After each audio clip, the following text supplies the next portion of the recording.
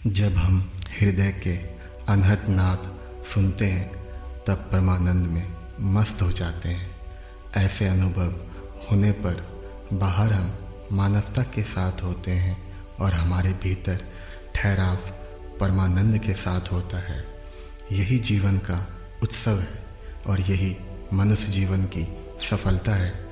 हमारे सारे दुख और तनाव हमारी नासमझी और गलत सोच का नतीजा है। अपनी सोच बदल कर देखिए, सभी दुख तनाव खत्म हो जाएंगे।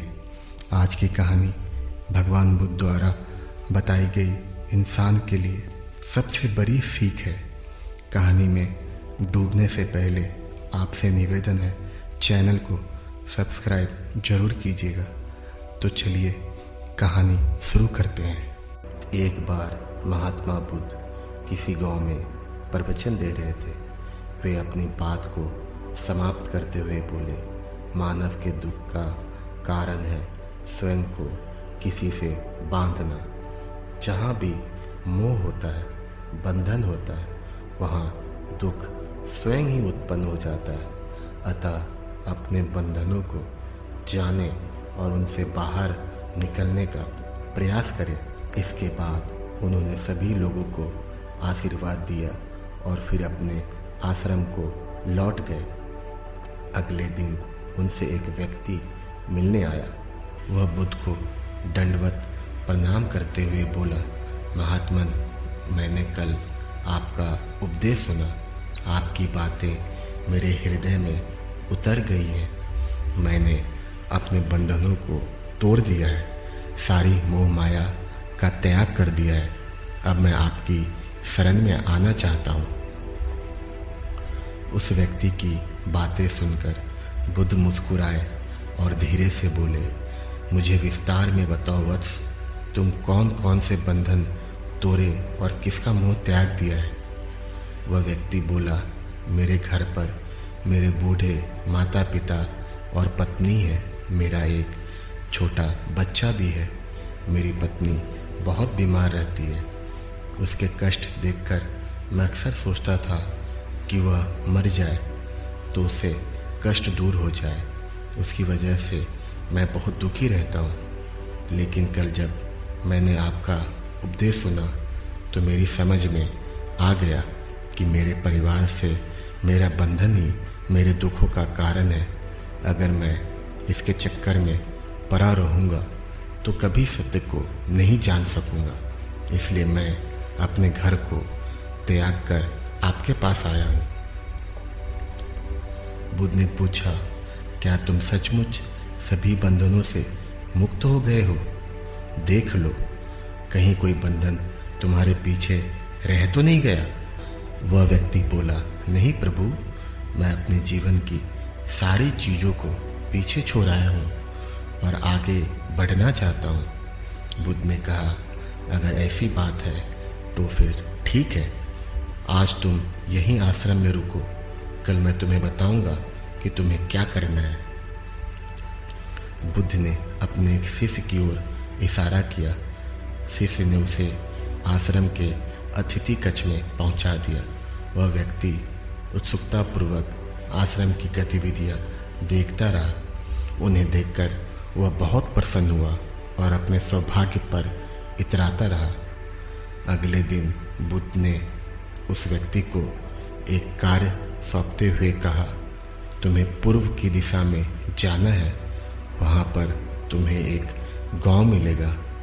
गांव के बाहर ही एक साधिका का घर है। वह तुम्हें कोई वस्तु देगी।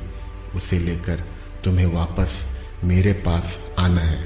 वह व्यक्ति पूर्व दिशा की ओर चल पड़ा। गर्मी का मौसम था। कुछ ही देर में वह पसीने से तरबतर हो गया। उसे प्यास भी सताने लगी। वह सोचने लगा कि अगर इस समय मैं अपने घर पर होता तो इस गर्मी में पसीना बहाना न पड़ता। कुछ दूर और चलने पर उसे भूख भी सताने लगी, पर वह एक सुनसान और बंजर रास्ता था। आसपास न तो कोई पेड़ था और न कोई पोखर तालाब। वह सोचने लगा कि अगर मैं इस समय अपने घर पर होता तो अपनी पत्नी के हाथ का बना स्वादिष्ट भोजन कर रहा होता। पता नहीं क्यों बुद्ध ने मुझे गर्मी में इतने दूर भेज दिया है। काफ़ी देर तक चलने के बाद वह व्यक्ति गांव में पहुंचा। गांव के बाहर ही एक घर बना हुआ था। उसने दरवाजे के पास पहुंचकर उसे धीरे से खटखटाया। दरवाजे को एक साधिका ने खोला। उसके चेहरे पर एक अद्भुत तेज था। वह व्यक्ति उसे देखकर मंत्रमुग्ध हो गया। साधिका ने उसे अभिवादन करते हुए कहा, मैं जानती हूँ आपको बुद्ध ने भेजा है, आप अंदर आ जाएं। वह व्यक्ति घर के अंदर चला गया। साधिका के कहने पर उसने पानी से हाथ मुंह धोया और एक चटाई पर बैठ गया। साधिका ने उसके सामने भोजन की थाली रख दी। वह जल्दी जल्दी भोजन करने लगा। अचानक उस व्यक्ति की नज़र साधिका के पैरों पर पड़ी। उसके पैर बहुत सुंदर थे। वह उन्हें देखता ही रह गया। तभी साधिका ने उसका ध्यान भंग किया। वह बोली, जिस व्यक्ति को बुद्ध के चरणों में स्थान मिल जाता है फिर उसे किसी अन्य चरणों की आवश्यकता नहीं पड़ती।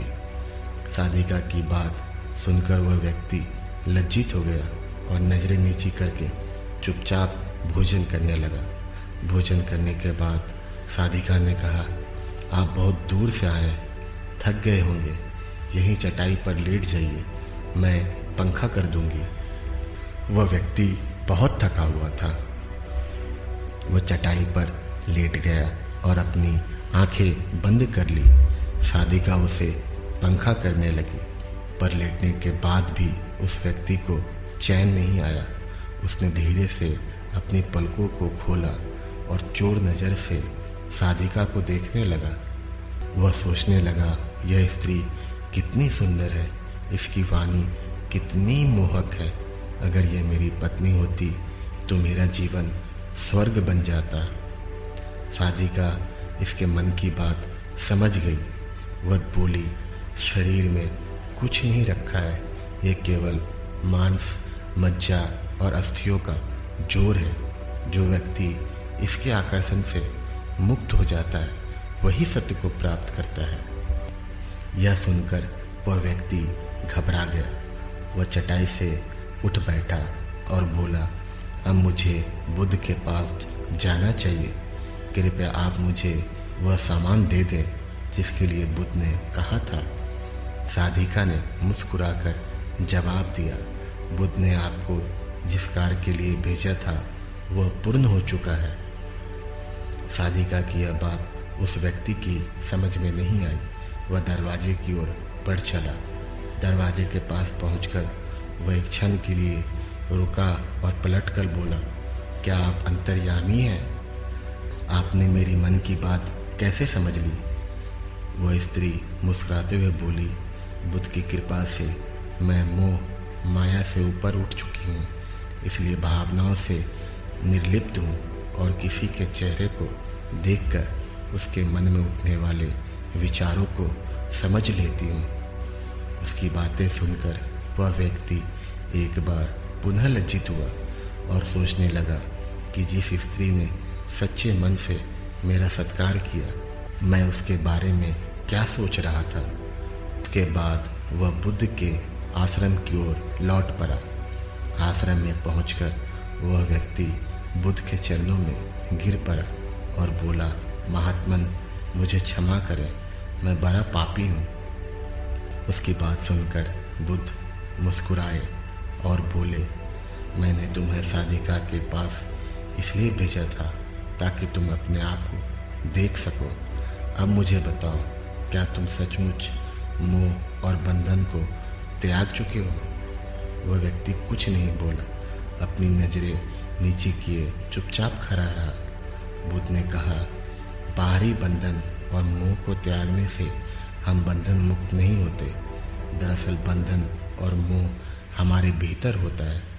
तुमने परिवार को छोड़ दिया और सोचा कि मैं बंधन मुक्त हो गया, लेकिन जैसे ही तुम्हें अवसर मिला तुम्हारे भीतर का मोह जाग उठा और इसी वजह से आज तुम अपने आप को पापी समझ रहे हो।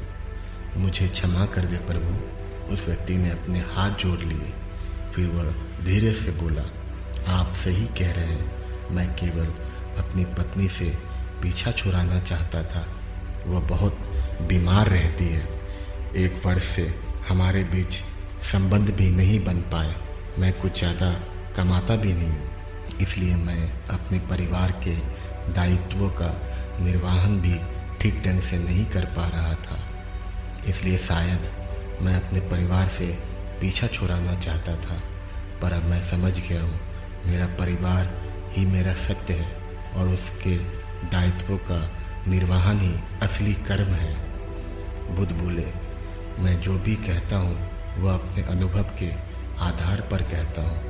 लोग मेरी बातों को सुनते तो हैं, पर वह अपने स्वार्थ के अनुसार ही उसका अर्थ ग्रहण करते हैं। इसलिए मोह, माया, कामना, इच्छा, वासना, क्रोध को लोग बाहर की ओर खोजते हैं, जबकि यह हमारे भीतर ही है।